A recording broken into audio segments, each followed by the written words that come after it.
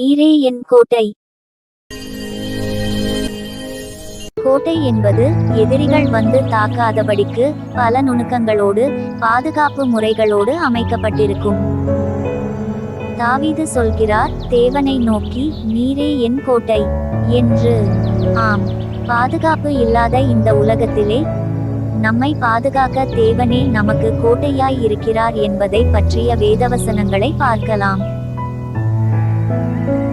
கர்த்தர் என் கன்மலையும் என் கோட்டையும் என் இரட்சகருமானவர். 2 சாமுவேல் 22:2. என் கன்மலையும் என் கோட்டையும் நீரே. சங்கீதம் 31:3. நீரே என் கன்மலையும் என் கோட்டையுமாய் இருக்கிறீர். சங்கீதம் 71:3. நான் கர்த்தரை நோக்கி, நீர் என் அடைக்கலம், என் கோட்டை, என் தேவன், நான் நம்பியிருக்கிறவர் என்று சொல்லுவேன். சங்கீதம் 91:2.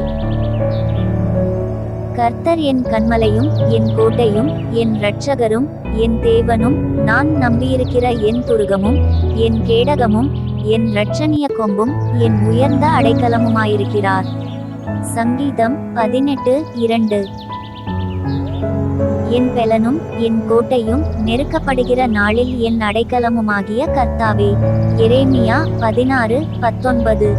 அவர் என் தயாபரரும் என் கோட்டையும் என் உயர்ந்த அடைக்கலமும் என்னை விடுவிக்கிறவரும் என் கேடகமும் நான் நம்பினவரும் என் ஜனங்களை எனக்கு கீழ்ப்படுத்துகிறவருமாயிருக்கிறார். சங்கீதம் 144:2. கர்த்தர் நல்லவர், இக்கட்டு நாளிலே அரணான கோட்டை. நாகும் 1:7.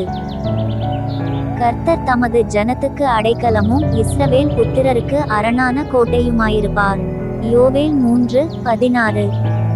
தேவனையே சார்ந்து கொள்வோம், அவரே நம் கோட்டையாய் இருப்பார்.